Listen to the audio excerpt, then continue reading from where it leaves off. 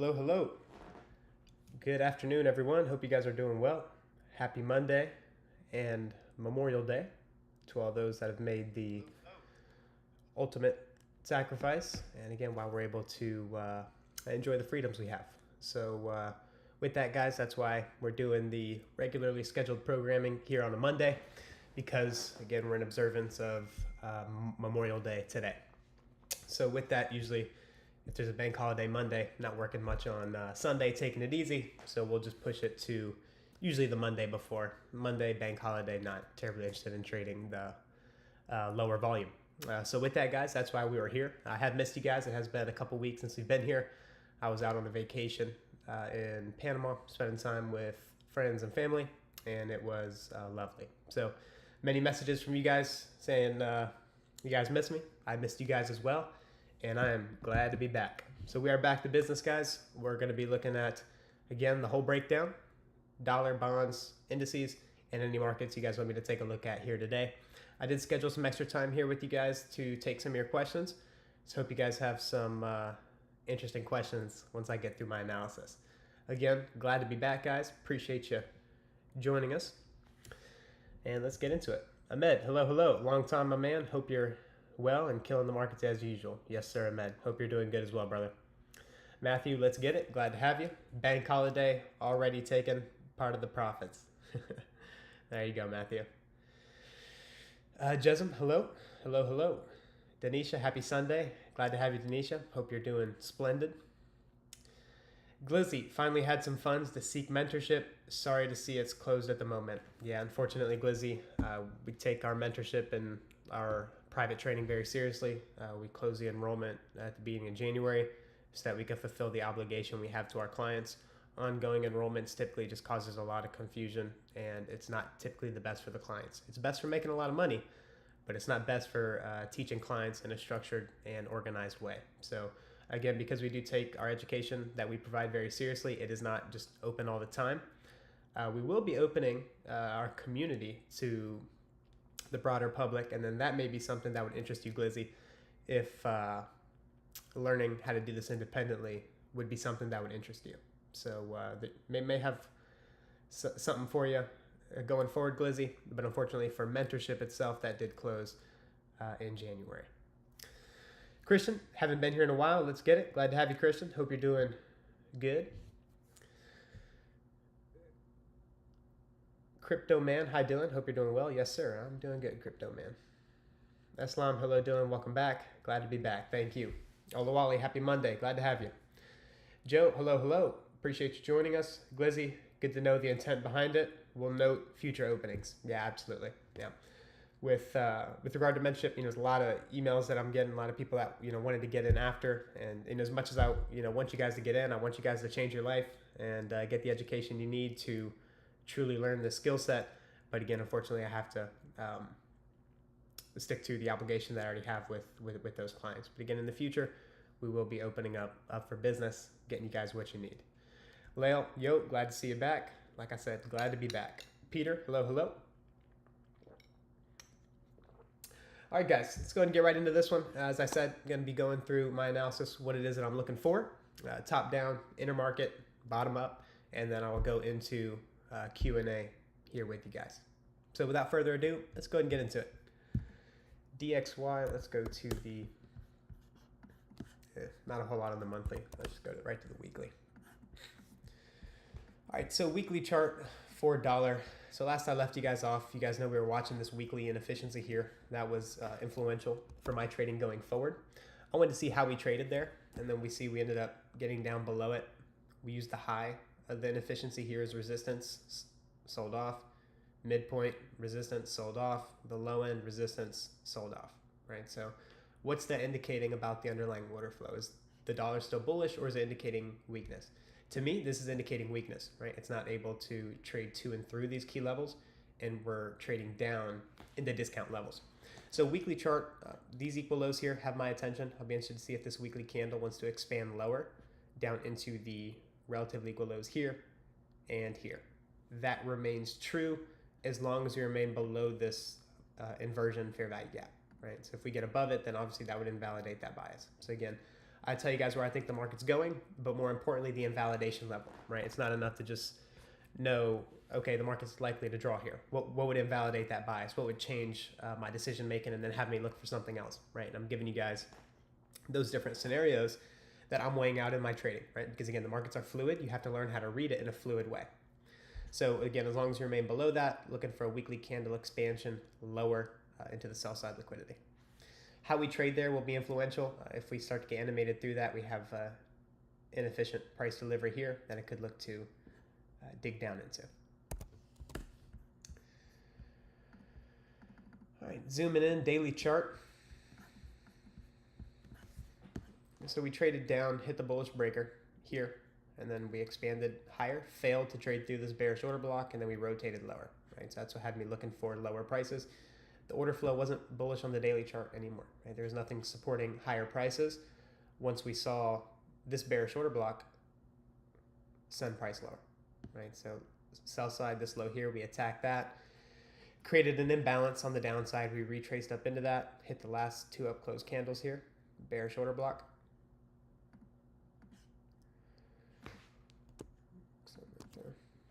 Straight up hit the bearish order block, and then we're starting to see a rotation lower. So what I'm going to be looking for, based off what I'm seeing here, we formed a swing high on the daily chart. Equal lows here and here. That's where the sell side resides. So as long as we continue to accelerate on the downside, I'll look for these relatively equal lows. That should be marked out. Sell side liquidity. So these equal lows, that's what I'm going to be looking for as a target on the downside, as long as you remain below this fair value gap here. So this swing high, again, there's no reason to get above that. So as long as we remain below this purple rectangle here, the sell side liquidity here below will be next on the agenda. And then I believe, yeah, that's all on the daily chart. All right, moving right along, 4-hour chart. We have a range from this high to this low. We traded up into a short-term premium, and then we broke down, unable to get above that. So again, as long as we continue to see bearish order flow, all these clean lows in here, I like that as a downside target. And then again, we have the relatively equal lows that are on the daily and weekly chart.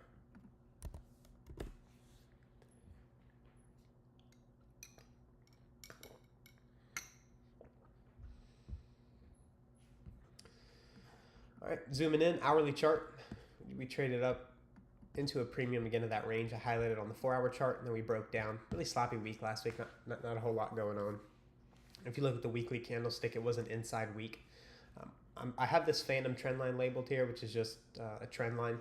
I don't have a lot of affinity for trend lines. I don't use them in my analysis for my trading, but I do attack that logic, right? So if there's traders that trust this as a key level as support, and our analysis is already calling for lower prices, I'm going to use this as targets to attack on a short position, right? So phantom trend line here, I expect the market to accelerate down through that.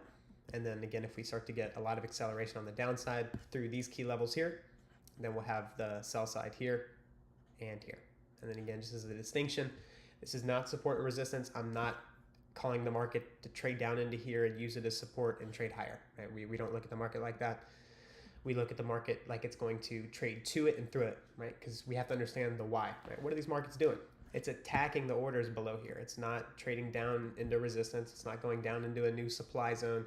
It's going down for the real sell side that's below there, right? So that's the expectation. So I want to see it trade to and through the sell side here. And then if we get animated through this sell side liquidity pool, we have this one here below. So that is going to be my downside targets for dollar. That's invalidated if we take out this high here, right? So if we trade up through this daily inefficiency and we close above it, then that would invalidate that bias. And then I'll have to get in line with what the market's showing me. And then I'll give you guys updates with regard to what I'm looking at and what changes are occurring as a result.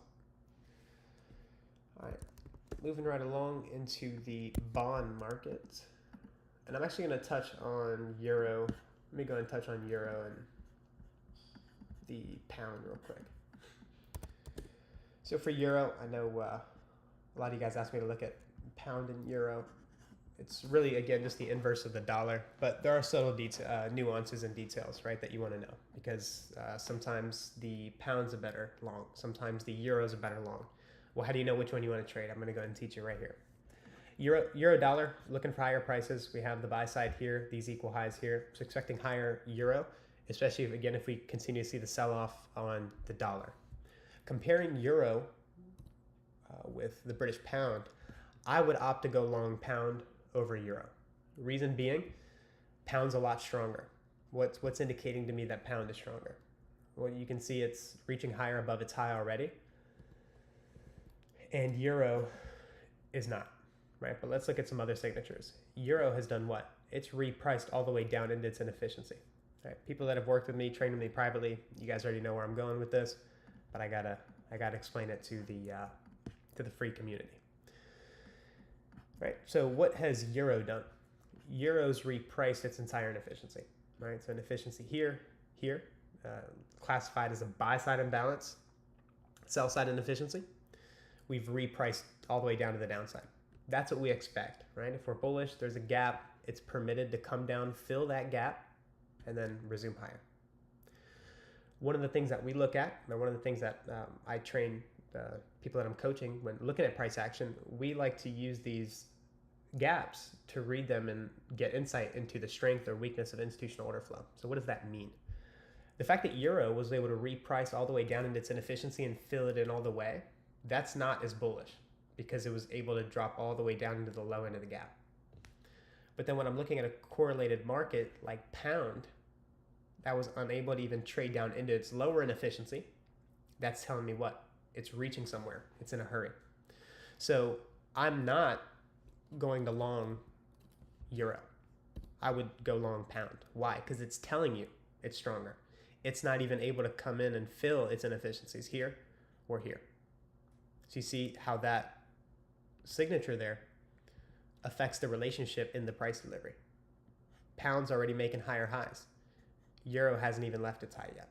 And again, that's all based off the algorithmic price signatures that these markets are communicating to informed money. Who's informed money? Smart money and people that know how to read price action like I would share ICT teaches. So that's why we'd want to go long pound over euro based off those signatures in the order flow, right? And then also SMT, of course. Let me pull up the euro dollar.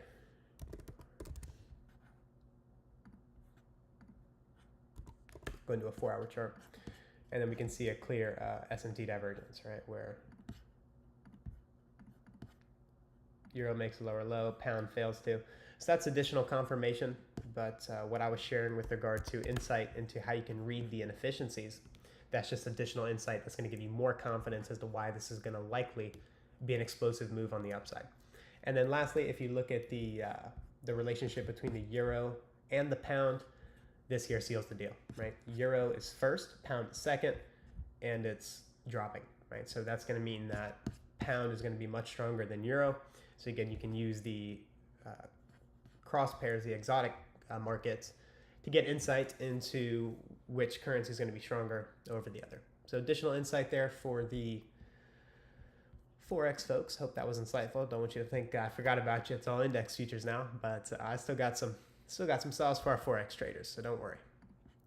All right, so that's it for currencies. Looking at higher prices on foreign currencies as long as dollar continues to sell off. And again, in summary, favoring pound. And I gave you guys some of the details as to why I would favor that over the other.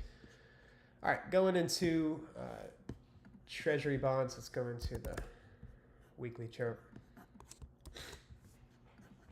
All right, so weekly chart, we've had an expansion lower again, which we were calling, and then it's reasonable to see it retrace, right? Market's retraced back up into this inefficiency here from high to low. That's our dealing range. We traded up into a short-term premium, hit consequent encroachment perfectly. That's absolutely not random. That is algorithmic.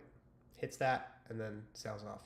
So what I'm going to look at for bonds, nothing's changed my longer-term perspective. But I'm going to want to see how we trade here, right? As long as you remain below this inefficiency here, I suspect we're going to trade lower and attack the sell side. Now, that is a discrepancy, right? Because I'm looking for lower dollar, the treasury bond should be trading higher. So there is a bit of a discrepancy between my analysis, which is why, again, I'm bearish to neutral on dollar, and I want to see what bonds doing. So I'm going to watch the bond market this week going into the next week. Again, the bond market, intermarket analysis, what you guys see me doing here, this is more for macro perspective, right? So keep in mind, I'm not trading a 1 minute silver bullet and thinking, man, what's the bond market doing, right? This is great for macro perspective, right? Monthly, weekly, daily charts, and it's helpful for mapping out that longer term direction. Keep in mind, I don't even need to look at this. I don't need to look at bonds. I don't really even need to look at dollar to trade index futures. It's absolutely helpful, but you don't need it. This, again, just gives you another layer of precision that, again, is just going to make it even higher probability to get what it is that you're looking for, right? So again, just adds another layer of, how do I want to say it?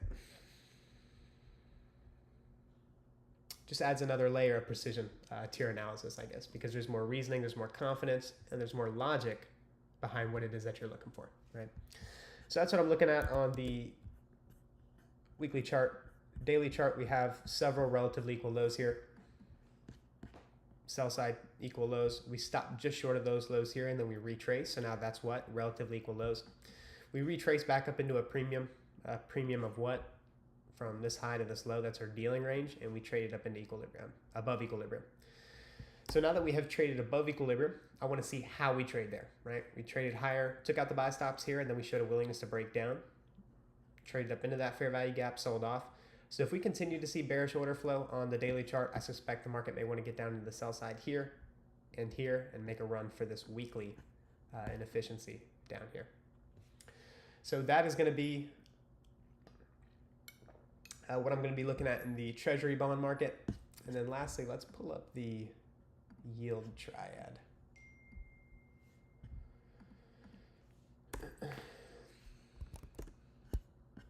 Yeah, and then if you look at the weekly chart for yields, we've been calling this market higher, but again, it's reasonable for it to retrace. So we have had an expansion, the market's retraced. So now after retracing, I would expect another expansion to continue to the upside.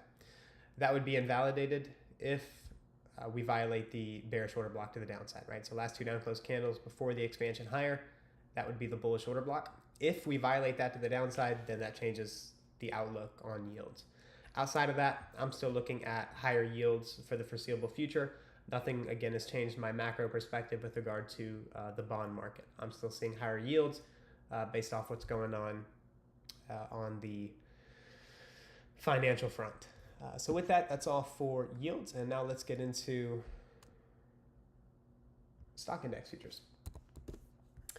Keeping it rolling today. Which layout? It's NASDAQ layout. Okay. All right, so as you can see by the arrow, NASDAQ to the moon. All right, let's go up to the monthly chart. Let's get into the business here. It's been a little while, so we'll start from the monthly chart. All right, so do some macro analysis, right?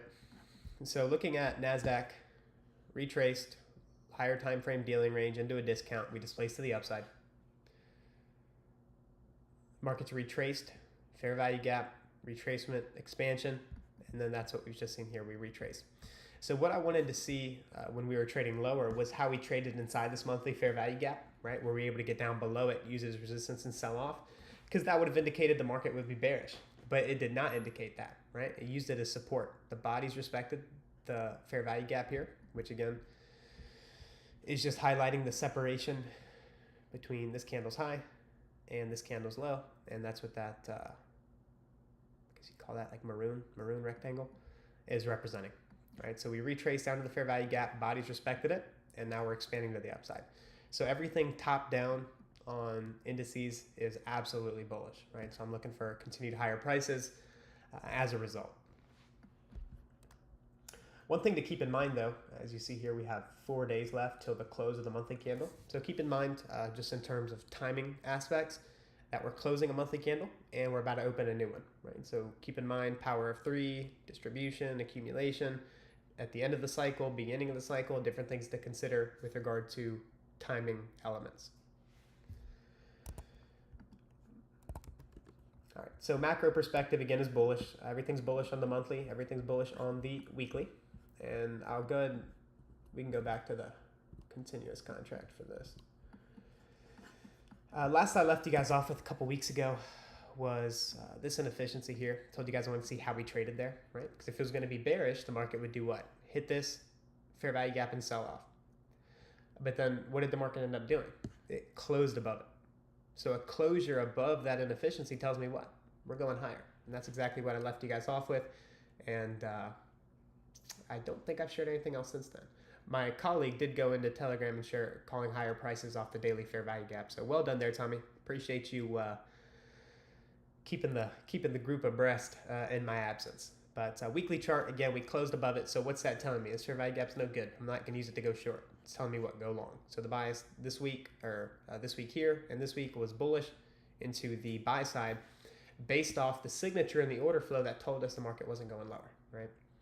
So we traded down, hit the weekly bullish order block, invalidated this fair value gap, so it became a what? An inversion fair value gap. Then we're seeing higher prices. So for this weekly candle here, nothing's changed in my analysis. I'm still going to continue looking for higher prices unless something abrupt happens. So at all-time highs, I'm sticking to my guns, sticking to buy models until they fail, right? Just like when we were calling the market higher the entire year, we were saying what? Not calling the top, not calling the top, just trading the order flow. And this is the exact reason why. When the top is in, it's going to be in, right? We can see it. SMT, shift in structure, and we called it to the downside. But again, when markets are at all-time highs, you don't want to get in the habit of trying to short every single day or try to think every day is going to be the market crash, right? Because that has not worked for the past 30 years in the stock market. And it's probably not going to work every single day, right? So you have to understand certain factors, but looking for higher prices and not seeing that changing anytime soon, especially if we start to see further weakness on dollar, right? So you see how the analysis complements each other. If indices are going to be bullish, the dollar should do what? Continue selling off, right? It's going to reprice into its discount so that indices can trade to their respective premium. Moving right along. Daily chart.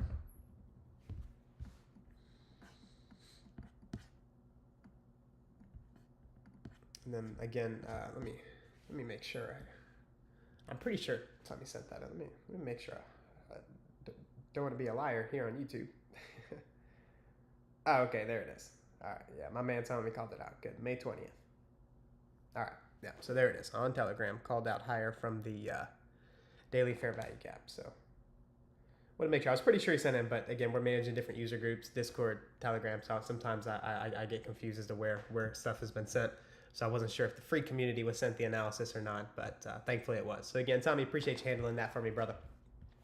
So we called what from this fair value gap? I know I called it to the private Discord again. They get videos every day. They get content every day from myself and my team. But I wasn't sure again if it was sent to the free community, but it was, right? So we called this daily inefficiency and we called the market higher from there, and that's been money thus far. So again, everything's still bullish. And again, that's going to be confirmed with what we saw in dollar, right? So dollar is doing what? Selling off. So why were we calling indices higher?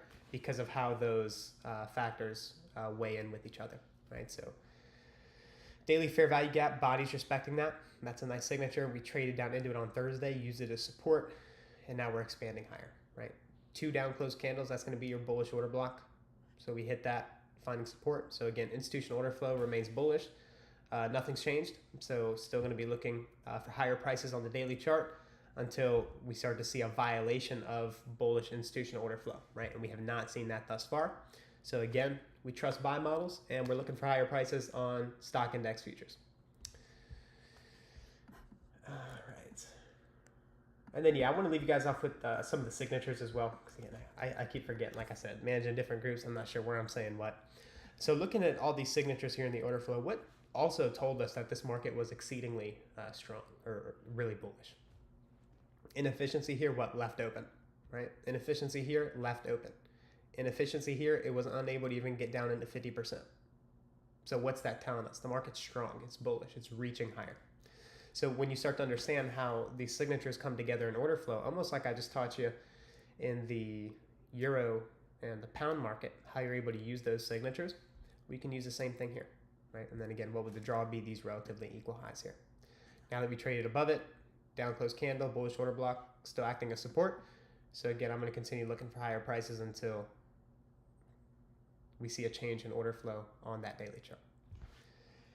All right, 4 hour.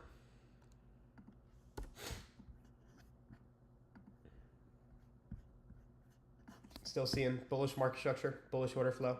Last week, relatively equal lows. Came down. Anyone that was long that had a stop trailed here, they took them out. Smart money bought that. And now it's displacing back up to the upside. Inefficiency here on the displacement to the upside. Market trades down into that inefficiency and does what? Uses it as support. And now we're expanding to the upside, right? So order flow remains bullish. Market structure remains bullish. So I'm going to continue looking for higher prices even on my intraday time frames as well. Again, in alignment with the top-down analysis. And then hourly chart, same thing. So we're trading inside this inefficiency currently.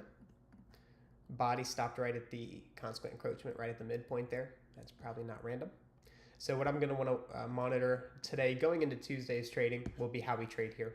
Again, I suspect because we're bullish, we're going to want to make a run for the buy side. So what I'm going to expect is for us to get above this fair value gap, use it as support, and rally up into the buy side. How we trade there is going to be influential. If it's going to be bullish longer term, then we should displace through this high and not look back, right? So just keep ripping, and that's what I'd want to see if we're going to be bullish. What would not be bullish is if we sell off from here and we're unable to get above this inefficiency, right? So it's a matter of weighing out order flow. And again, once you're trained properly on how to read these things, these signatures and the price action, that's going to take away all the guesswork, right? Because once you know how to read the markets, the guesswork, the randomness goes away, right? You know what you're looking for, you know why you're looking for it, and that's why myself, my team, the people that have trained with me, that's why we have that confidence, right? Because we know what we're looking for, we know why we're looking for it, and if there's nothing to do, that's fine. There's nothing to do, right? That's the thing with the markets, is that there's not always opportunity, right? There's times when you have to wait for opportunity, right? And know what that looks like, right?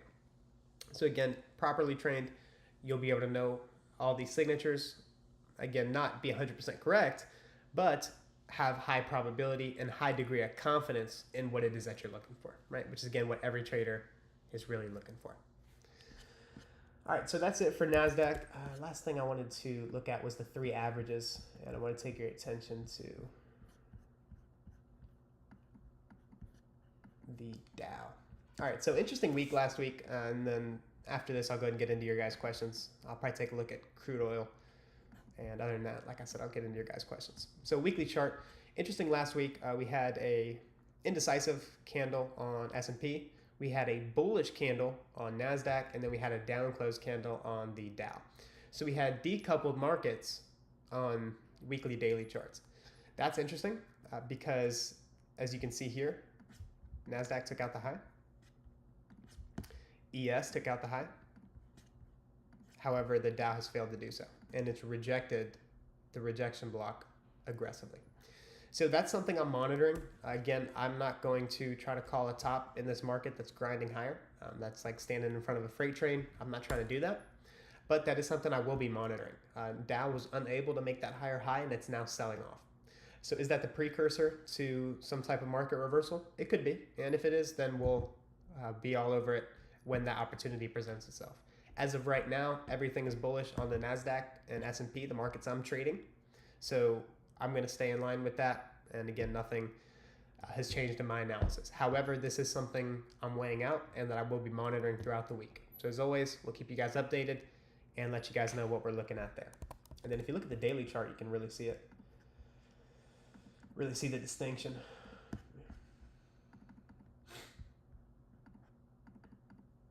I mean, look at that, right? So we had a up close candle on Wednesday, and then down close on Thursday, and then all just downside delivery on the Dow, right? It's almost like 2 different markets. Very interesting. So S&P at the highs, going to be watching that. I'm going to see how Dow trades inside its key levels.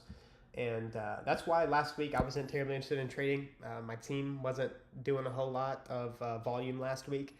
Markets were decoupled on the higher time frame. So for us, it was just a matter of waiting for more insight and just being patient with regard to what it is we're looking for because of these factors here.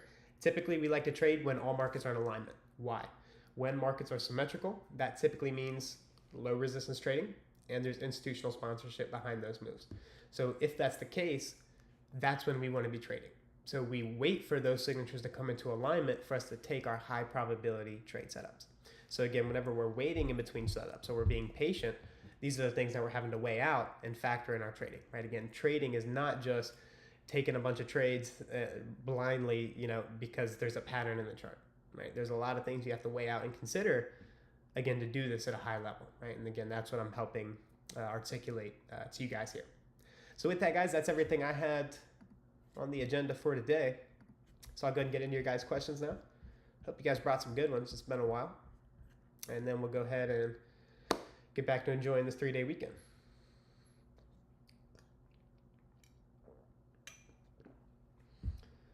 All right, let me check the questions.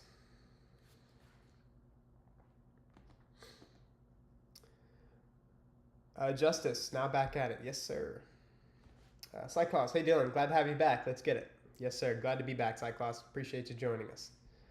Ahmed, you can also check out Euro Pound to see the strength between the two. Ahmed, I think you beat me to it, brother. Appreciate you sharing. Yes, sir. I think it is because of Yellen. Bond buybacks will be extra fuel added to the market. Yeah. Mr. Nuller, very insightful. Awesome. Glad it was helpful, man. And this is just the free stuff, right? But glad it's helpful nonetheless, though, brother. Yellen, Med bond buybacks. Yeah. Old Yellen. Lail precision, absolutely. Confluence, yes. Lail tricky markets, yields indicate higher, but dollar don't. Absolutely, yes. This year has been nothing easy. Nothing easy. There's a lot of things going on. Election year, so a lot of factors to be considered in trading. So there's a lot of factors behind why it just hasn't been the cleanest. Why I've been waiting, a lot more patient. I've really been sized down for most of the year, not trading my highest leverage, all my accounts, because there's just a lot of uncertainty, right? And that's okay, right? Markets shift out of periods of high probability, low probability. And again, it's just being able to understand that and just having the discipline and patience to wait through that, right? So yeah, definitely tricky, Lael. Good point.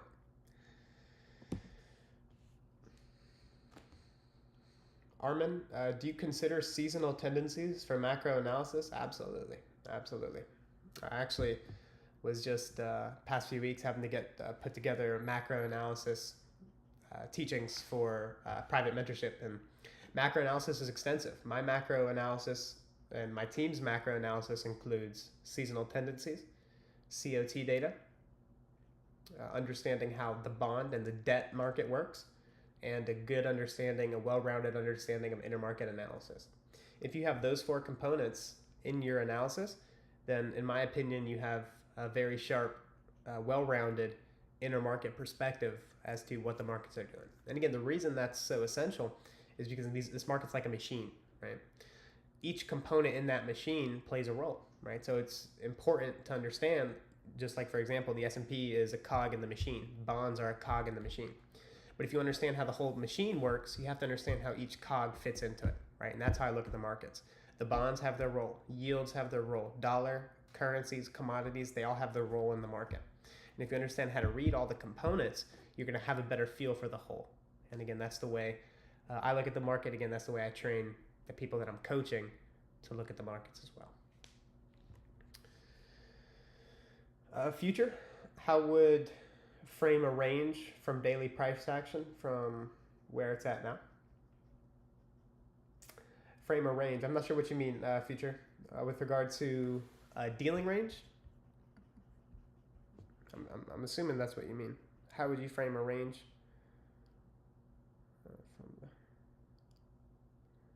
Yeah, if you can clarify that for me, Futures. Yeah. How would you frame a range from the daily price action? Yeah, I'm assuming you mean dealing range, but if you can confirm that for me, that'd be great.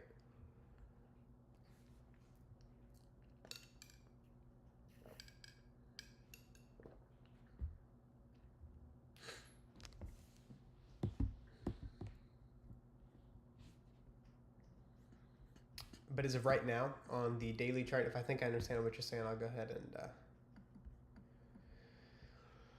go into that one.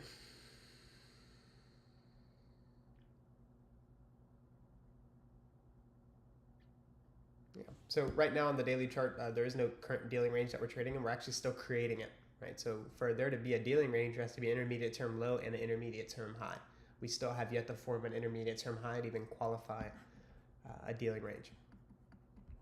We were just presently trading inside of this dealing range here, internal to external, and now we've left that range, right? So now we're in the process of creating a new dealing range right now. The high end of the dealing range has not been established yet, so there is no dealing range that I can measure on the daily chart because it hasn't yet formed. It's still exploring upside. Ahmed, appreciate all the info today. Could you possibly look at oil? Weekly is bearish, but we formed a swing low. Yeah, absolutely. Let's take a look at crude oil.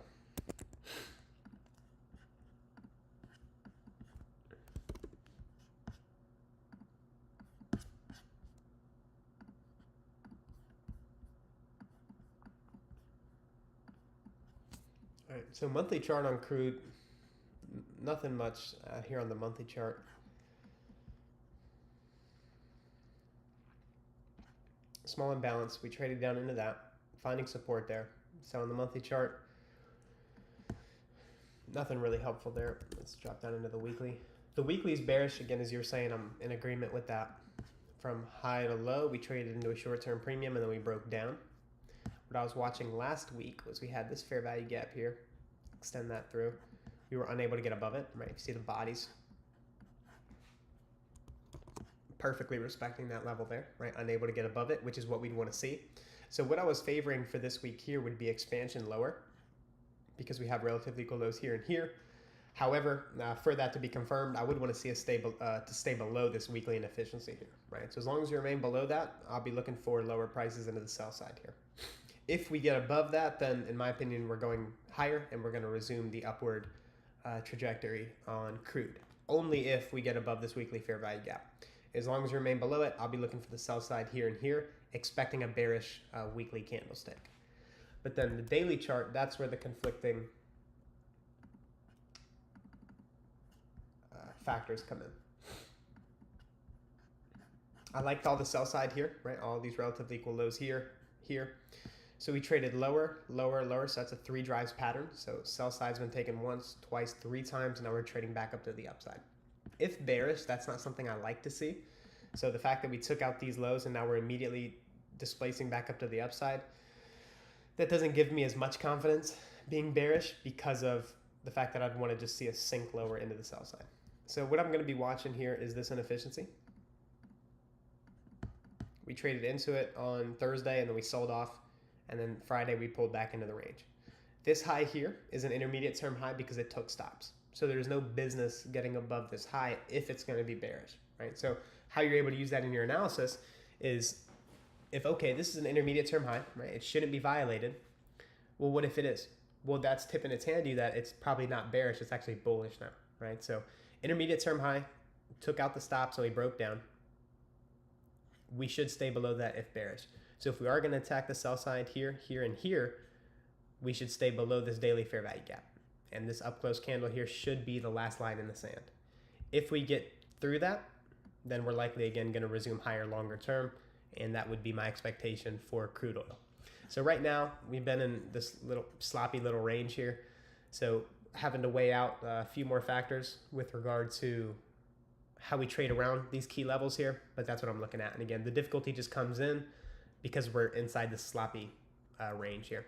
One of the things with crude oil, again, there's a lot of things going on around the world right now with the Middle East, war, and everything on that front. So crude oil is going to be more event-driven in that regard. And what do I mean by event-driven? It's going to be highly sensitive to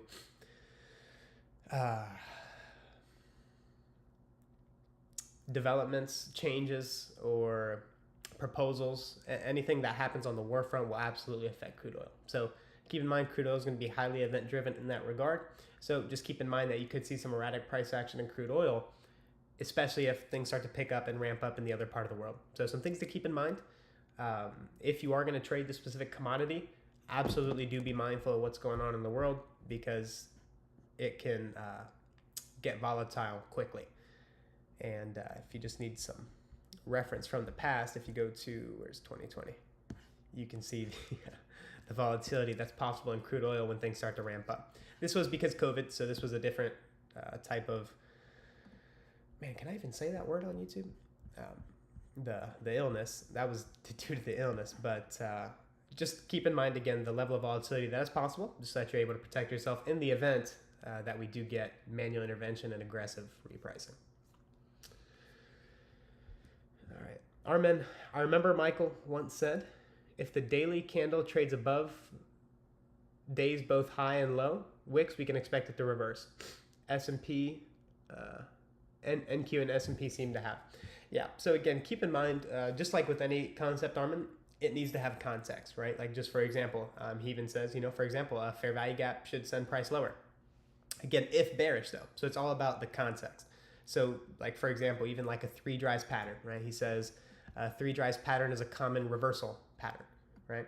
However, there's many times where a three dries pattern will happen and it'll just keep dropping, right? So it's all about the context of what you're looking for. So if your analysis is already calling for a reversal in NASDAQ and S&P, and then you see that signature, then that's just added confirmation for what it is that you'd be looking for. For me, no specific concept or tool is ever standalone, right? It needs to have confluences with other factors to support it. And that's how I'm able to, for the most part, stay on the right side of high probability by understanding how to have a confluence of analysis instead of just one or two specific things. So hopefully that makes sense there for you, Armin. But again, great signature to look at. But again, just make sure you have that confirmation and you know what you're looking for so that you can use that tool to confirm it in addition to. James, what's your view on crude? Just shared that. Mr. Nuller, can you analyze gold? Yeah, let's take a look at gold. Man, silver is absolutely ripping today. There's a few bucks there on my long-term portfolio. I have silver coins. All right, weekly chart for gold. Gold's at an interesting place. Again, it's at all-time highs. We just traded into this high. We took out this high and we rejected it. So what's interesting on gold is how we traded above that high. We took out the buy stops and we immediately slammed lower and rejected. That's not as bullish on the weekly chart. That could warrant a deeper retracement based off how we traded above that high there. So it looks to me like stops were taken in a premium and now it's breaking down. So let's go down into the daily chart and refine this further.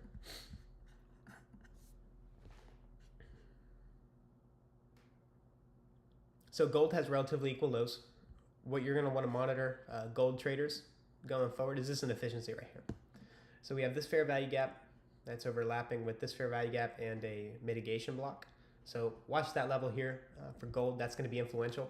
If we get above it, then this would be the second target, and then we have the buy side here. If we get above this one here, I suspect we're likely going to sell off in here and work down to the sell side. That's what I'm looking at based off the current structure. Gold's not a market I like to trade. It's not one I'm terribly interested in. But again, that's me, right?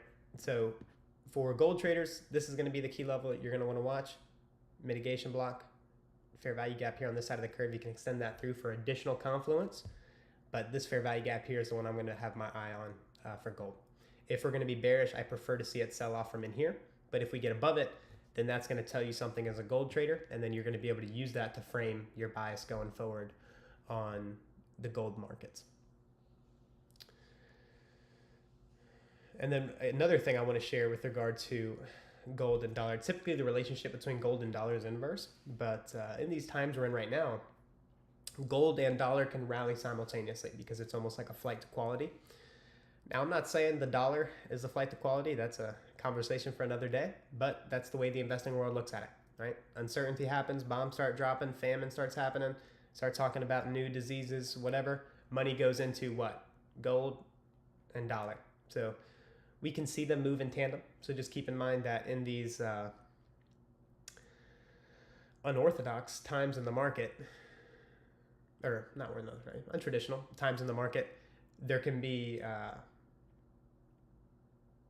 different relationships between the markets than we would typically expect. All right, so that's the business for gold. That's all I'm looking at there. not a whole lot to share there.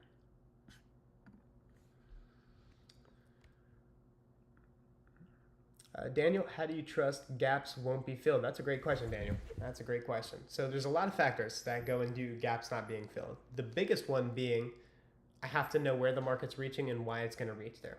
Then once I understand that, then you're able to factor in breakaway gaps, measuring gaps, exhaustion gaps, and you're able to qualify them within their own hierarchy.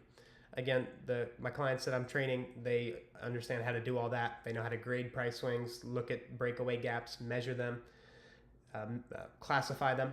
However, that takes a lot of study. So the reason I'm giving you all that insight is to explain why I can't teach that right here, right? That would be a whole class in and of itself.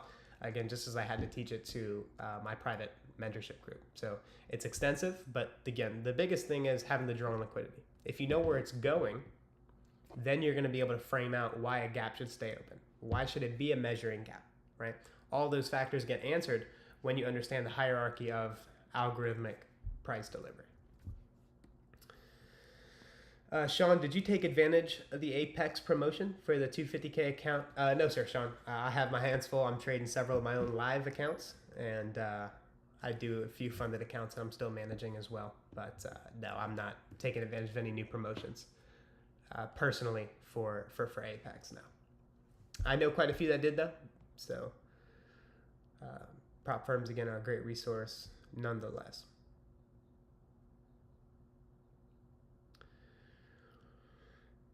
But since we're on the topic of prop firms, I can't bite my tongue. I just have to say it. The goal with prop firms again should always be to fund yourself. I was just talking with one of my good friends today on Discord.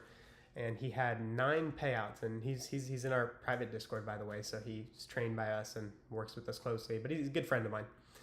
And he was actually just denied a payout and not allowed to trade on, I can't remember which one it was, one of the companies, after taking 9 consecutive payouts. Of course, trained by me, knows what he's doing, so he's really good with the trading. But over time, if you take enough money from these companies, they will look to get your ass out of there, right? And again, this has happened to myself, my team. When some of those companies went down, we lost hundreds of thousands of dollars in funding. I was already able to see what was going on, so I was able to actually position my company more on the future side of things. So we were all good to go on that end, just being savvy, understanding what was happening. However, keep in mind, you don't want to have all your eggs in one basket, right? I was prepared. I was able to sidestep that and prepare my team for the contingencies. However, let's say all your funded capital is in 1 or 2 companies and you've been getting payouts and you're not funding your own account. That, in my opinion, is a huge mistake, right? You need to look to fund yourself from your prop firms, right? Because these prop firms, like I said, they're a great resource. Taking 9 payouts, right? That is phenomenal. But eventually, you're taken away from their bottom line. Because think, if 100 people give them their evaluation fee and just 2 to 3 people get a payout, they're making all that money from hundreds of people that are having to reset every single day, right? So if you think about it, it's not profitable for them to keep good traders. And again, we produce good traders, so that's why I recommend in my group to use the resource, leverage these funded companies, but always have an out, because again, they are in the business to make money, not give money away. So with that in mind, if you want to be a good trader, and in my fold we have good traders, you may run into those issues, right? So I would rather you be aware of that than just getting punched in the gut and having no idea what hit you because it came out of left field, right? So that's what I'll say with the funding route, and what I would recommend if I had to start all over and go back through that process again. Aslam, can you take a look at gas? I cannot find the correlated asset with it.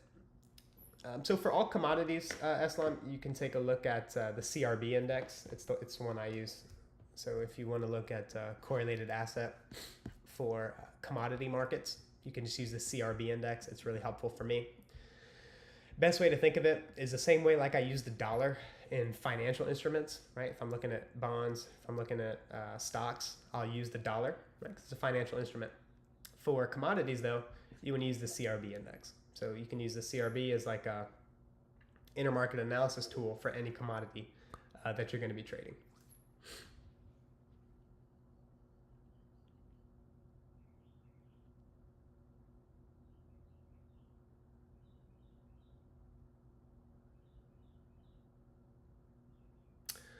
Sufyan, thanks, Dylan. General question: do you wait for PD arrays reaction, fair value gap OB, then do you take your trades, or do you trust certain PD arrays so you place orders without waiting for a confirmation? Well, that depends on a lot of things, right? And confirmation can be really subjective, right? So let me walk you through this. Like, there's a lot of different ways to, look at a market, right? So let's say this rectangle here is your point of interest, right?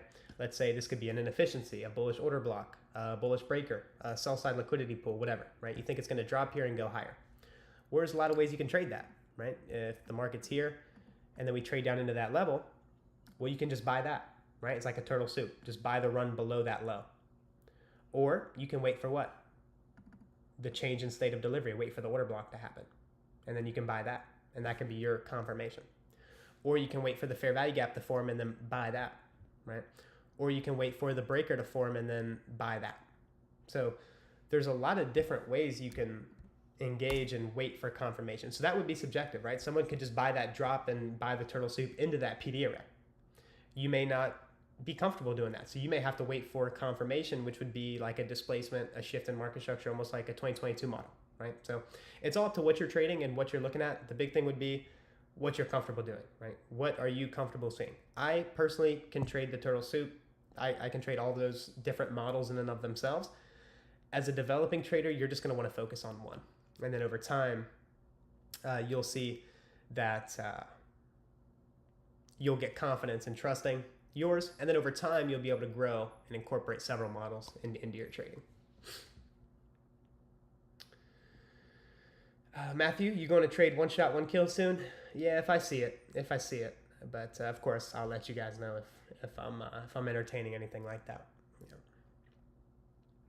For one shot, one kill, everything that we've been learning in macro analysis for the past couple weeks, Matthew, I need everything in alignment on the macro side of things, and then I'll take those big swings at the market with regard to one shot, one kill, or letting it run for the day. All those things I'm able to do when everything that we learned in macro analysis, when all that comes together, I'm able to have that ultra confidence to hold for those bigger runs. So when I get those factors coming together, then we will be getting some one shot, one kill action in. Ahmed, wonderfully explained. Thank you again and take care. You as well, brother. Thanks for joining. Kingsley, how do you differentiate intermediate swing high and low? Swing high and low.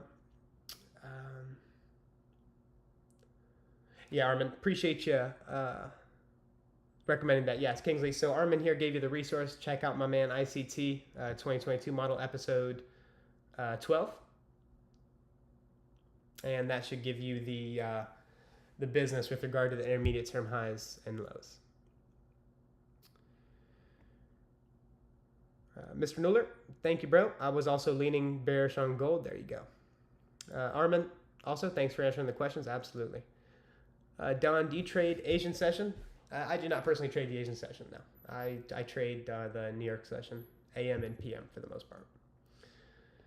Don Fetty, which do you think is the best? In my opinion, New York session is the best. I think the New York session has advantages built into it that you're able to see what the London session already did. There's a lot of things behind that. You have to understand daily templates. You have to understand how the London session relates to the New York session. And again, this is very deep subject material here. Again, this is stuff that has taken me months to teach by private mentorship group. But there are different certain things and nuances you have to understand, right? So one of the things I like over the New York session is that you have all the added benefit of seeing what London did, right? And you're able to use that insight to make better informed decisions in the New York session, again, in my opinion. Matthew, check Discord. Yeah, let's go and check out Discord.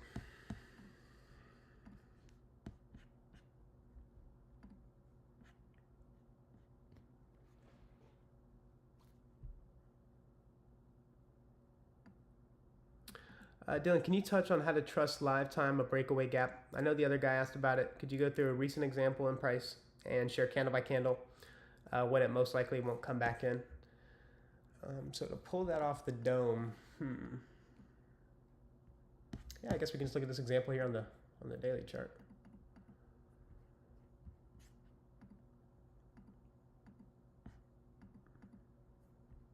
Let me go to the continuous contract. So like right here, for example, right? when we saw the rotation higher. Seasonal tendencies, COTs, a lot of factors as to why the market turned here. But the first fair value gap in a price run, we want to see that left open. So when it's displacing to the upside, I don't want to see it come back and fill that gap. Reason being is because it's going to tell me what? The market's exceedingly bullish. It's strong. So when the market's retracing, how far can it go? Well, there's a small fair value gap here, and there's also a bullish breaker here. So my analysis would only allow for the market to trade down into there, right? You see where the body stopped, and I don't want to see that fair value gap filled in. So when that's left open, I would want to have that left open again as confirmation that it's going to be exceedingly bullish, and you would see that.